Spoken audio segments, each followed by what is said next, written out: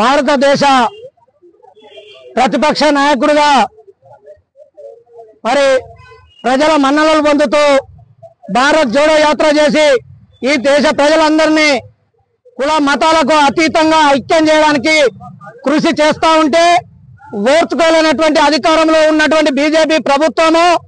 మా రాహుల్ గాంధీకి వస్తున్న ఆదరణను చూసి ఓర్వలేక కొంతమంది కుట్రలు పన్ని రాహుల్ గాంధీని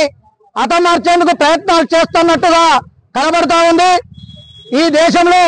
త్యాగాల కుటుంబం అయినటువంటి గాంధీ కుటుంబాన్ని లేకుండా చేయాలనే ఒక కుటిల నీతితోటి మరి బీజేపీ నాయకులు అక్కడక్కడ అనుచిత వ్యాఖ్యలు చేస్తూ ఈ దేశం కోసం, పేద బడుగు బలహీన వర్గాల కోసం, దేశ ప్రజల కోసం కుల మత రహితంగా ప్రజాస్వామ్యాన్ని కాపాడిన పార్టీ కాంగ్రెస్ పార్టీలో ఒక యువ నాయకుడు యువ కిరణంలా ఎదుగుతున్న సమయంలో మరి అతన్ని నివారించే శక్తి లేక ఈ రోజు మరి బీజేపీ గ్రాఫ్ పడిపోతుందని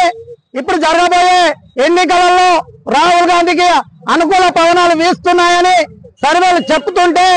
ఒక బీజేపీ మాజీ ఎమ్మెల్యే నీ తాత నీ అమ్మ నీ నాయనమ్మను నీ తండ్రిని చంపినట్టే నీవు బయట తిరిగితే నిన్ను కూడా చంపాల్సి వస్తుందని అనడంతో ఈ రోజు బీజేపీ పార్టీకి బీజేపీ ప్రభుత్వానికి రాహుల్ గాంధీ పైన ఎంత అక్కసు ఉందో కనబడతా ఉంది। త్యాగాల కుటుంబం ఈ దేశం కోసం,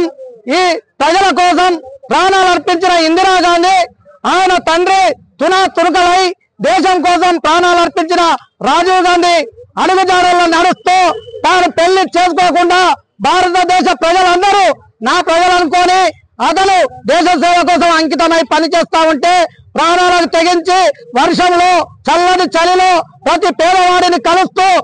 ప్రజల కష్టాలను తెలుసుకుంటూ మరి కన్యాకుమారి నుండి కాశ్మీర్ దాకా భారత్ జోడో యాత్ర చేసి ప్రజల మన్నన పొందిన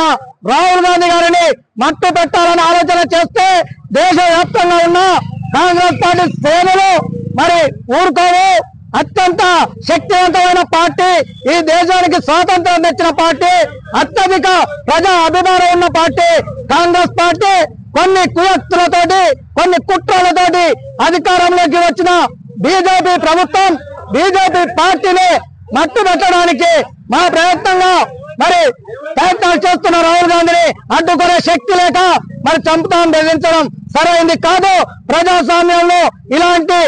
మాటలకు మరి స్థానం లేదు కాబట్టి రాహుల్ గాంధీని చంపుతానన్న మాజీ ఎమ్మెల్యేని తక్షణమే అరెస్ట్ చేసి బీజేపీ పార్టీ ఇది తప్పు, ఇలాంటి చర్య వద్దని మరి భారత ప్రధానమంత్రి అయిన నరేంద్ర మోడీ, అమిత్ షా గారు మరి రాహుల్ గాంధీ గారికి క్షమాపణ చెప్పాలని కాంగ్రెస్ పార్టీ తరఫున డిమాండ్ చేస్తా ఉన్నాం। జై క్యూ న్యూస్ ఛానల్లో పనిచేయటకు అనుభవం గల సీనియర్ వీడియో ఎడిటర్స్ కావాలను సంప్రదించవలసిన నెంబర్ 8688926084 qnews@gmail.com ను సంప్రదించండి।